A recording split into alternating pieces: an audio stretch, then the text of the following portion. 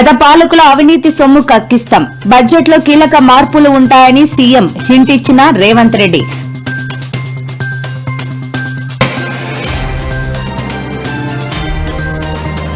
పాలక గాలికి వదిలేసి కక్ష సాధింపు చర్యల కాంగ్రెస్ ప్రభుత్వంపై కేటీఆర్ ఫైర్.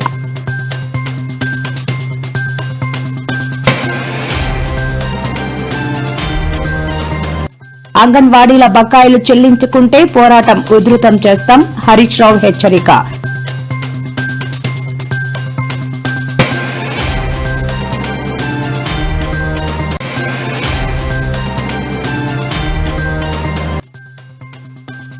అమరావతి 5 కోట్ల ఆంధ్రుల ఆత్మగౌరవం, రాజధాని నిర్మాణమే లక్ష్యమన్న సీఎం చంద్రబాబు.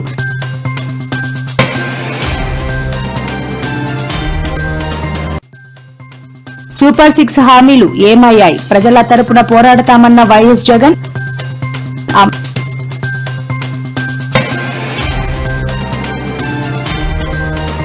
అమరావతిలో వేగంగా బసవతారకం క్యాన్సర్ ఆసుపత్రి పనులు స్వయంగా పర్యవేక్షించిన బాలకృష్ణ.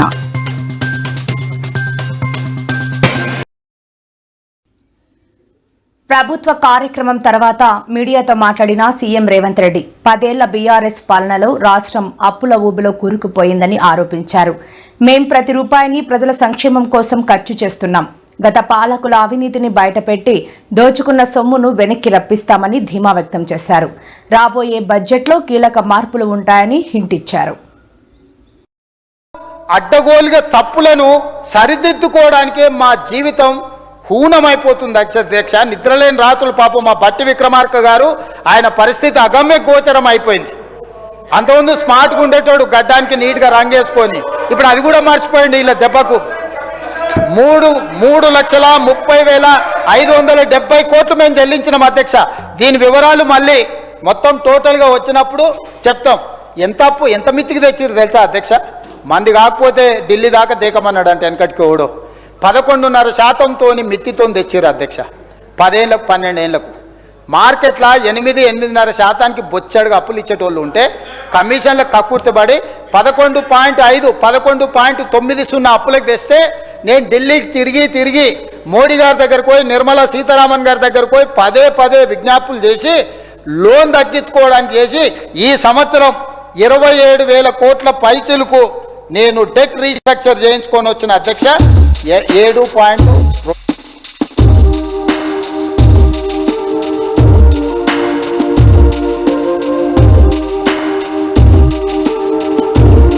వాళ్ళకు కొంతమందికి పెళ్ళి ఉండొచ్చు, చాలా మందికి పెళ్లి కావాల్సిన అవకాశం ఉండొచ్చు. అమ్మాయిలకేమో అత్తగారింటికి వెళ్తే తల్లిదండ్రులను చూసుకోవడం కష్టమైంది. అబ్బాయిలకేమో ఇప్పుడు ఉద్యోగం రాగానే అత్తగారు వస్తారు, తల్లిదండ్రులు కొంచెం ఏముందిలే అనేది వస్తుంది.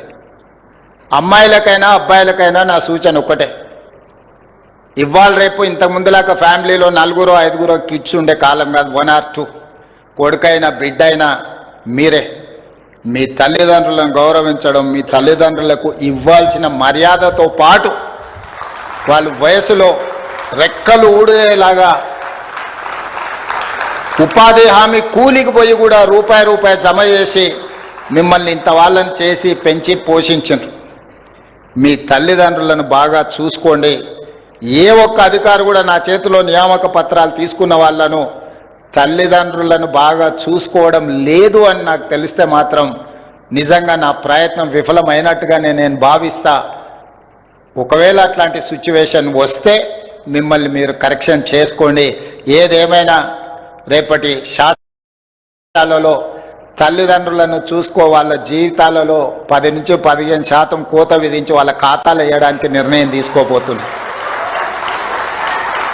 ఇది ఆడపిల్లలందరూ సంతోషంగా ఒప్పుకుంటారు నాకు తెలిసి. ఎందుకంటే వాళ్ళ అత్తగారింటికి పోయినప్పుడు అత్తగారు మొత్తం జీతం అంతా ఇటే ఇవ్వమంటారు కాబట్టి పెంచి పోషించిన తల్లిదండ్రుల మీద ఆడపిల్లలకు తప్పకుండా ప్రేమ ఉంటుంది.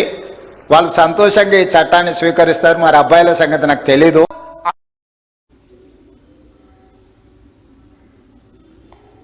హైదరాబాద్ లో ఏర్పాటు చేసిన ప్రెస్ కాన్ఫరెన్స్ లో కేటీఆర్ ప్రస్తుత ప్రభుత్వాన్ని తీవ్రంగా విమర్శించారు. ధరణిని తీసేసి భూమాతను తెస్తామనడం రైతులను అయోమయానికి గురి చేయడమే. రైతు భరోసా పంపిణీలో జరుగుతున్న జాప్యంపై ప్రభుత్వం ఎందుకు మౌనంగా ఉంది అని ప్రశ్నించారు. రాష్ట్రంలో ఉద్యోగుల జీతాలకు పెన్షన్లకు నిధులు లేవా అని ఆయన ప్రశ్నించారు.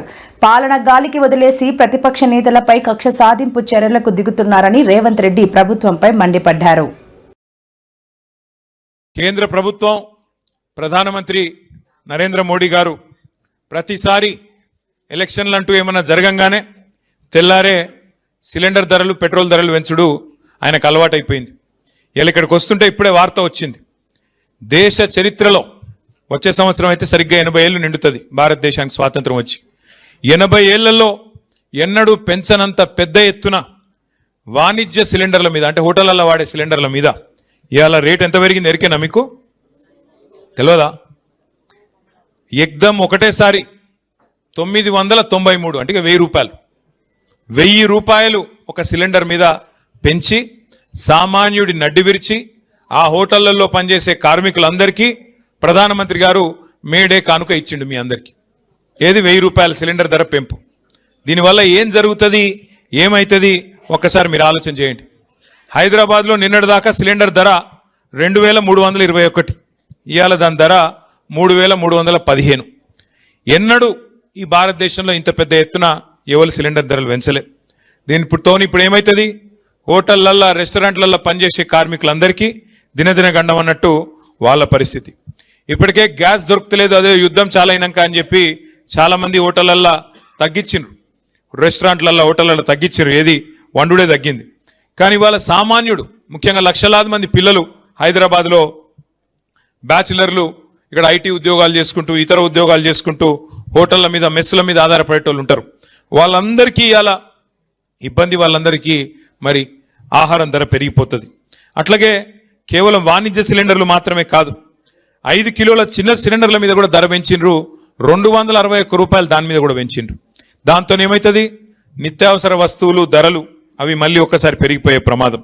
ఇప్పటికే మీకు తెలుసు, రూపాయి విలువ పాతాళానికి పోతా ఉన్నది. ఇంకో దిక్కు సిలిండర్ల ధర ఆకాశంలోకి పోతున్నది. ఇవాళ ఏం పరిస్థితి ఉన్నది ఒక్కసారి ఆలోచన చేయండి. కాంగ్రెస్ ప్రభుత్వం వచ్చింది, అడ్డగోలు హామీలు ఇచ్చింది. ఆ రోజు కేసీఆర్ గారేమో పొరుగు రాష్ట్ర కార్మికులను కూడా కడుపులో పెట్టుకొని చూసుకుంటే, ఇవాళ Srisailam left bank canal SLBC tunnel కుప్పగూలి, సొరంగం కుప్పగూలితే కనీసం అందులో కార్మికుల శవాలను కూడా గుర్తించలేని దుస్థితిలో ఉన్నది ఈ ప్రభుత్వం. కార్మికుల శవాలను కూడా కనీసం వాళ్ళ కుటుంబాలకు అప్పజెప్పలేని దుస్థితిలో ఇవాళ ఈ ప్రభుత్వం, రేవంత్ రెడ్డి గారి ప్రభుత్వం ఉన్నది. అది కుప్పగూలుడు కూడా ఎట్లా కూలింది? ఈ ప్రభుత్వం యొక్క అవినీతి వల్ల, ఈ ప్రభుత్వం యొక్క అసమర్థత వల్ల, కేవలం వీళ్ళ చాతగాంతనం వల్లనే జరిగింది తప్ప ఇంకోటి కానీ కాదు. అట్లాగే సంగారెడ్డి జిల్లాలో సిగాచి అనే పరిశ్రమ, అక్కడ పెద్ద ప్రమాదం సంభవించి మరి దాదాపు 55-60 మందో కార్మికులు సజీవ దహనమైతే పట్టించుకున్న నాదుడు లేడు. ముఖ్యమంత్రి గారు ఒక పత్రికా ప్రకటన మాత్రం ఇచ్చిండు, 1 కోటి రూపాయలు నష్టపరిహారం ఇస్తా అన్నాడు. కానీ ఇంతవరకు ఒక్క కార్మికుడు కూడా 1 కోటి రూపాయలు రాలేదు. ఇది వాస్తవం. కానీ ఇప్పటి వరకు ఒక్క మంత్రి కానీ ఒక్క ప్రభుత్వంలో బాధ్యుడు కానీ స్పందించిన పరిస్థితి లేదు. కేవలం మాటలతో, కంటి తుడుపు చర్యలతో ఇవాళ సిగాచి మరి వాళ్ళని కూడా పక్కన పెట్టినారు. అన్నిటికన్నా ఘోరం ఏంటంటే, వలస వచ్చి బతుకుదేరు కోసం ఇక్కడికి వచ్చిన, నగరానికి వచ్చిన కూలీలు కార్మికుల ఇండ్ల మీదకి బుల్డోజర్లు పంపిస్తున్నాడు. ఇప్పుడే మా శ్రీనివాస్ గౌడన్న యాద్ చేస్తున్నాడు. పాపం తెలుసో తెలియకనో హైదరాబాద్కు వలస వచ్చి ఇక్కడ బతుకుదేరు కోసం వచ్చి, పొట్ట కూటి కోసం వచ్చి, ఏమన్నా జాగ దొరికితే 50 గజాలు 60 గజాలు 20 గజాలు అందులో ఒక చిన్న గుడిసేసుకుంటే లేదా ఒక చిన్న రేకుల షెడ్ వేసుకుంటే ఇలా హైడ్రా పేరుతో ఇష్టం వచ్చినట్టు వచ్చి కూలగొట్టి రోడ్డు మీదకి నెట్టి పుస్తకాలు, బాటిళ్లు, చిన్నపిల్లగాన్లు చదువుకున్నటోళ్ళై తీసుకొని ఇవ్వకుండా చేసి వాళ్ళ నడి బజార్న నూకుతున్నది ఈ ప్రభుత్వం.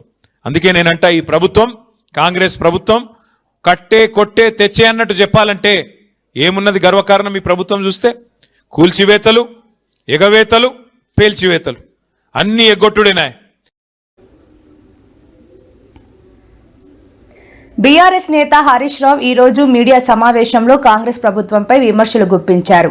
మినీ అంగన్వాడీలకు పెంచిన జీతాలను తక్షణమే విడుదల చేయాలి. కాంగ్రెస్ ప్రభుత్వం రాజకీయ ప్రయోజనాల కోసం చూస్తుందే తప్ప కార్మికుల కష్టాలను పట్టించుకోవడం లేదు. పెండింగ్ లో ఉన్న వేతనాలు, పెన్షన్లను వెంటనే చెల్లించుకుంటే పోరాటం ఉధృతం చేస్తామని ఆయన హెచ్చరించారు.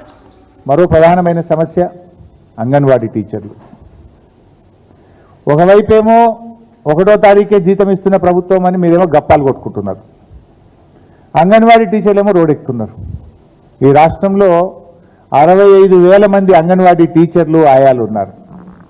ఈ 65,000 మందికి 2 నెలల నుంచి జీతం రాలే. 2 నెలల నుంచి జీతం రాక అంగన్వాడీ టీచర్లు ఆయాలు ఆందోళన చెందుతా ఉన్నారు. జీతాలు కట్టుకోలేక స్కూళ్ళు స్టార్ట్ అయినాయి, పిల్లలకు పుస్తకాలు కొనియాలి, బట్టలు కొనియాలి, ఫీజులు కట్టాలి, మా జీతాలు రావడం లేదని బాధపడుతున్నారు. అంగన్వాడీ టీచర్లను వివిధ రకాల పనులు చెప్పి వేధిస్తూ ఉంది ప్రభుత్వం. మీరు ఇంటింటికి పోయి నల్లా సర్వేలు చేయండి, ఇంకో పని చేయండి, మీరు థంబ్ ఇంప్రెషన్ పెట్టండి. ఇలా అంగన్వాడీ టీచర్లను ఉసురు పోసుకుంటున్నారు, ఇబ్బంది పెడుతున్నారు. కేసీఆర్ గారేమో ఏ రోజు అంగన్వాడీ టీచర్లు 10 ఏళ్లలో రోడ్డెక్కి ధర్నా చేసిన పరిస్థితి కానీ, ఏ రోజు జీతం కోసం వాళ్ళు ఎదురు చూసిన పరిస్థితి లేకుండా ఈ దేశంలోనే అత్యధిక వేతనాలు చెల్లిస్తున్న రాష్ట్రాల్లో ఒక రాష్ట్రంగా తెలంగాణ రాష్ట్రాన్ని మా అంగన్వాడీ టీచర్లను కేసీఆర్ గారు నిలిపారు. కానీ మీరేమో ఇచ్చే జీతం ఇస్తలేరు. ఓ జీతం పెంచుతామని చెప్పి మేనిఫెస్టోలో గొప్పగా చెప్పిండ్రు. అంగన్వాడీ టీచర్ల జీతం మేము పెంచుతాం, వాళ్ళకి స్కేల్ ఇస్తామని చెప్పిండ్రు. పెంచుడు మాట దేవుడేరు, ఇచ్చే జీతం కూడా ఇస్తలేరు. 2 నెలలే ఆ జీతం ఇయ్యక తక్షణమే వాళ్ళ వేతనాలు చెల్లించండి. మేనిఫెస్టోలో చెప్పిన విధంగా అంగన్వాడీ టీచర్లకు ఆయాలకు వేతనాలు పెంచాలని చెప్పి రాష్ట్ర ప్రభుత్వాన్ని నేను డిమాండ్ చేస్తా ఉన్నాం. ఇకపోతే నేడు మీడియా ప్రతినిధులతో మాట్లాడిన ముఖ్యమంత్రి చంద్రబాబు గత ప్రభుత్వ హయాంలో అమరావతిని విధ్వంసం చేశారని ఆరోపించారు. అమరావతి కేవలం ఒక నగరం కాదు, అది 5 కోట్ల ఆంధ్రుల ఆత్మగౌరవం. ప్రపంచ స్థాయి రాజధానిగా దీన్ని మళ్లీ నిర్మిస్తామని స్పష్టం చేశారు. త్వరలోనే పనులు పునః ప్రారంభించి పెట్టుబడిదారులను ఆకర్షిస్తామని ఆయన వెల్లడించారు.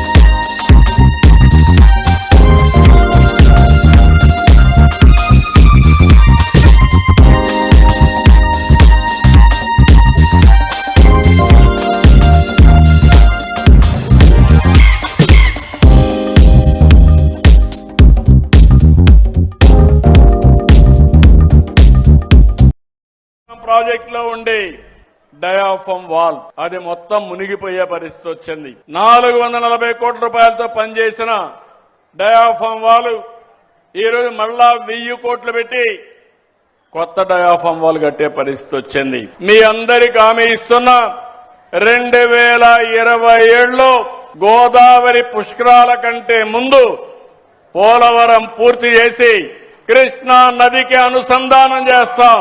అమరావతి ప్రజా రాజధాని.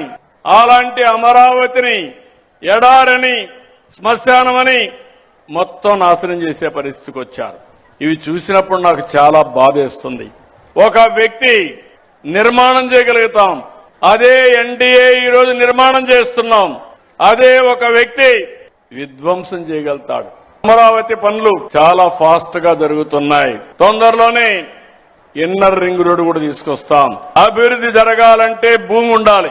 ఎక్కడ భూమి రైతులు ఇస్తారో అక్కడ అభివృద్ధి ముందుకు పోతుంది. మీరు బాగా డెవలప్ అయ్యారు కాబట్టి నేను ఆ రోజు అడిగితే 33,000 ఎకరాలు భూమి, 29,000 మంది రైతాంగం ఒక్క పైసా డబ్బులు తీసుకోకుండా ల్యాండ్ పూలింగ్ లో సంవత్సరం యాన్యుటీ తిరిగి అభివృద్ధి భూమి ఇస్తానంటే ముందుకొచ్చారు.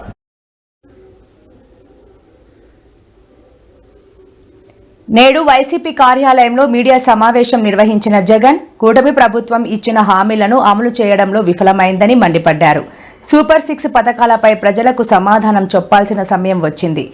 మేం ప్రతిపక్షంలో ఉన్నా ప్రజల తరపున నిలబడి నిలదీస్తామని వ్యాఖ్యానించారు. క్షేత్రస్థాయిలో ప్రజల కష్టాలను స్వయంగా తెలుసుకునేందుకు జిల్లాల పర్యటనకు సిద్ధమని చెప్పారు. పార్వతీపురం మన్యం జిల్లా సీతంపేట ఘాట్ రోడ్డులో జరిగిన ఘోర రోడ్డు ప్రమాదంపై వైఎస్ జగన్మోహన్ రెడ్డి తాడేపల్లిలో దిగ్భ్రాంతి వ్యక్తం చేశారు.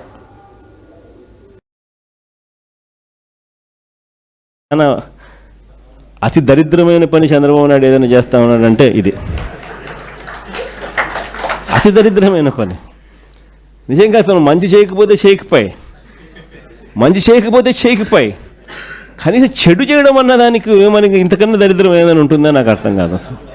ఎందుకనంటే నువ్వు కట్టిందిలా రాష్ట్రం ఏర్పడినప్పటి నుంచి ఇప్పటిదాకా 1923 1923 నుంచి 2019 దాకా, అంటే మన ప్రభుత్వం వచ్చేదాకా రాష్ట్రంలో ఉన్న మొత్తం మెడికల్ కాలేజీలు ఎన్ని అంటే 12.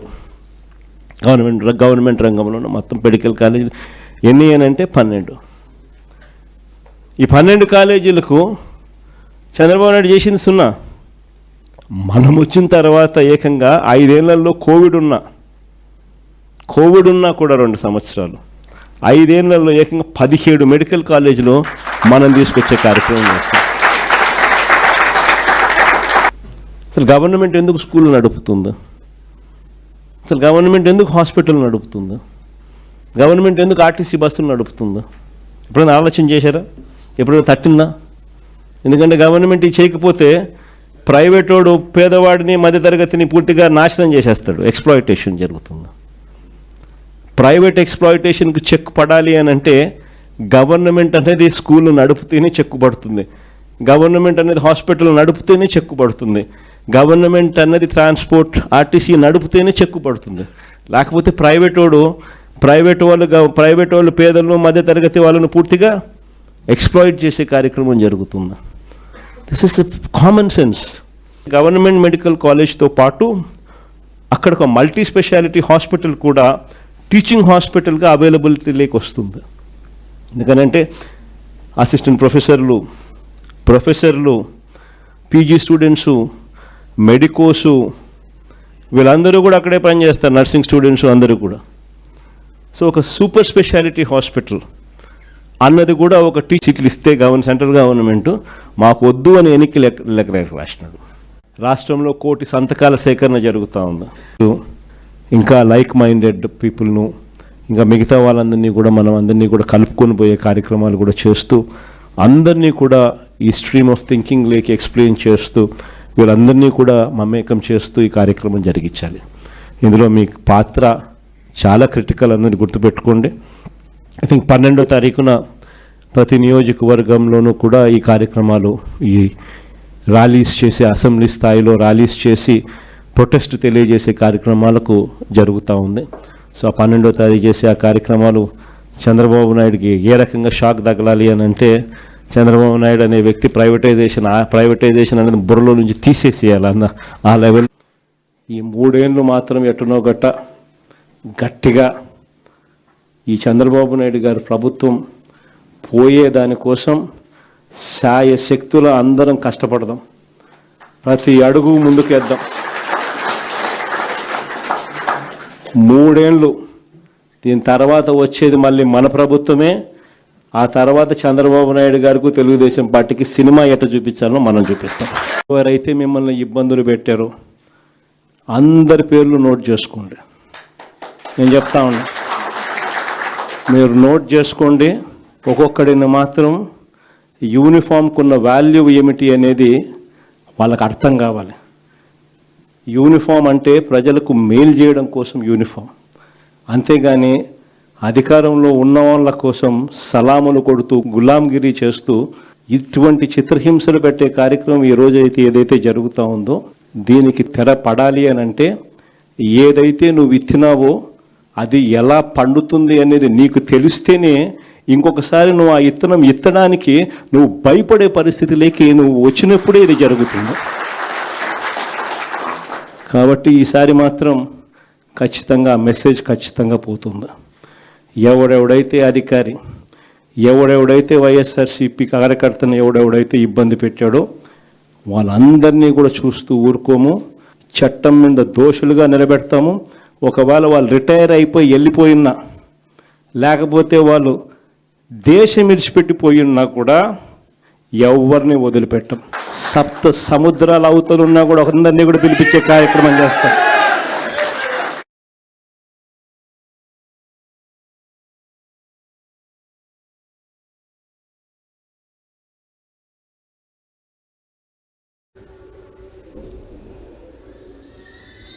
అమరావతిలో నిర్మిస్తున్న బసవతారకం క్యాన్సర్ ఆసుపత్రి పనులను బాలకృష్ణ పర్యవేక్షించారు. అనంతరం ఆయన మీడియా ముందు మాట్లాడుతూ అమరావతిలో బసవతారకం క్యాన్సర్ ఆసుపత్రి పనులు వేగంగా జరుగుతున్నాయి. గత ప్రభుత్వం నుండి అనుమతుల్లో ఎదురైన కొన్ని ఇబ్బందుల వల్ల నిర్మాణం 8 నెలలు ఆలస్యమైంది. కానీ ఇప్పుడు ఎటువంటి అడ్డంకులు లేవు.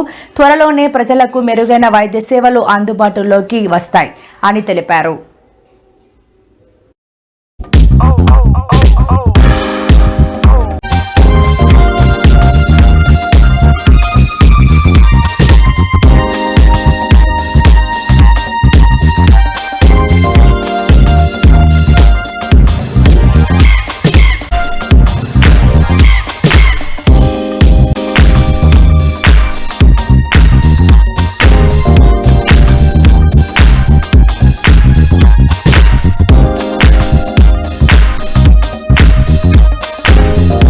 ఏదన్నా మనం ఒక పకడ్బందీగా రూల్స్ ప్రకారం, అందుకే లేట్ అయింది. ఏదన్నా మనం రూల్స్ ప్రకారం వెళ్ళాలి, అందరితో సమానమే మనం. కాకపోతే అందరు ఎదురు చూస్తాను కళ్ళు గాయాలు కాచేలా, ఎప్పుడు మొదలు పెడతారు ఆసుపత్రి, ఎప్పుడు పూర్తవుతుందని. అటువంటిది ఇవాళ సిటీ అయితేనేమి, లేకపోతే మన ఎన్వైరన్మెంటల్ క్లియరెన్స్ ఎన్సీ అయితేనేమి, ఈసీ అయితేనేమి, ఎన్వైరన్మెంటల్ క్లియరెన్స్, దాంతో ఫైర్ క్లియరెన్స్, ఇవన్నీ కూడా తీసుకుని అన్నీ పక్కాగా ఈరోజు పనులు ప్రారంభించడం మొదలుపెట్టాం. ఈరోజు చాలా మంచి రోజు. అంటే మంచి కార్యాలకి ఎప్పుడు భగవంతుడు అందంగా ఉంటాడు, ఆయనే చేపిస్తాడు. అటు ఇటు 2 రోజులు అయినా ఎలా అంటామైతే అలా మన అంత మంచిగా ఇక చూస్తానికి ఆ భగవంతుడే. ఎవరెవరైతే ఈ యొక్క ఆసుపత్రి హైదరాబాద్లో నిర్మించాం, ఆ అమ్మగారి పేరుతో Basavatarakam Indo-American cancer hospital, Basavatarakam Indo-American cancer hospital research institute, అదే ఉపకరణం ఆవిడ. ఇవాళ స్వాతి నక్షత్రం, అంటే ఎన్టీ రామారావు గారు పుట్టిన నక్షత్రం స్వాతి నక్షత్రం. అలాగే ఇవాళ నృసింహస్వామి ఆయన జయంతి కూడా ఇవాళ కూడా చేసుకుంటున్నారు. ఎందుకంటే ఇవాళ స్వాతి నక్షత్రం కాబట్టి, ఆయనది కూడా స్వాతి నక్షత్రం కాబట్టి.